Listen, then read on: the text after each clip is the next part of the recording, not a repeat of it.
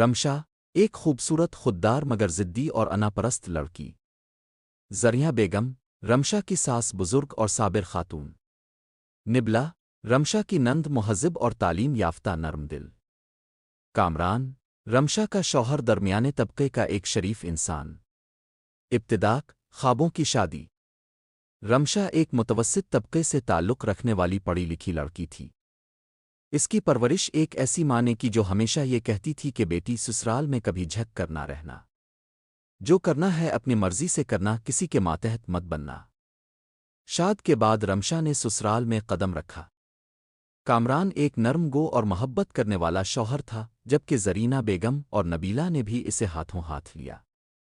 شادی کے بعد کے دن اچھے گزرے، مگر رمشا کا دل ہمیشہ ایک بات پر کھٹکتا رہا، یہ گھر صرف میرا اور کامران کا ہونا چاہیے۔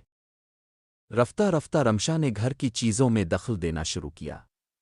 ساس کے بنائے کھانے میں نقص نکالنا، نند کی باتوں کو شک کی نگاہ سے دیکھنا اور کامران کو ہر وقت اپنی طرف مائل رکھنے کی کوشش اس کے معمول بن گئے۔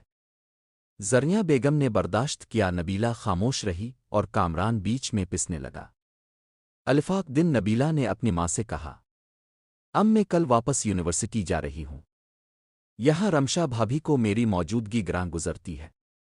زریاں نے صرف اتنا کہا، رشتے نبھانے پڑتے ہیں برداشت سے، لیکن ٹھیک ہے تم چلی جاؤ، شاید گھر کا سکون واپس آ جائے۔ جیوٹ الزام اور علیحدگی۔ رمشا نے ایک دن کامران سے صاف صاف کہہ دیا، تو تمہاری ماں اس گھر میں رہے گی یا میں؟ کامران خاموش رہا، مگر اس خاموشی نے زرینہ بیگم کے دل کو زخمی کر دیا۔ انہوں نے خود ہی سامان باندھ لیا اور اپنی بیٹی کے پاس چلی گئیں۔ جاتے وقت صرف اتنا کہا، اللہ تمہیں خوش رکھے، ماں کی بد دعا نہ لینا۔ اب گھر صرف رمشا اور کامران کا تھا، مگر سکون وہاں بھی نہیں آیا۔ رمشا کے مزاج مزید سخت ہوتے گئے۔ اب وہ ہر وقت کامران پر شک کرنے لگی۔ اس کا فون چیک کرنا، کال لاگ دیکھنا، غیر ضروری سوالات کرنا اس کی عادت بن گئی۔ انجام خود پر ظلم۔ الفاق دن رمشا نے کامران پر الزام لگا دیا کہ وہ نبیلہ سے چھپ کر ماں سے ملتا ہے۔ تم جھوٹے ہو، تم نے مجھ سے وعدہ کیا تھا کہ وہ کبھی واپس نہیں آئیں گی۔ غصی اور جھنجھلاہٹ میں آ کر رمشا نے ایک بوتل الفاٹے جو زرینہ بیگم دل کی دوائی کے لیے چھوڑ گئی تھی۔ یہ دوا دل کے مریضوں کے لیے خطرناک حد تک طاقتور تھی۔ رمشا نے زہر سمجھ کر پوری بوتل پی لی۔ کچھ ہی لمحوں میں اس کے جسم میں کپکپی شروع ہو گئی۔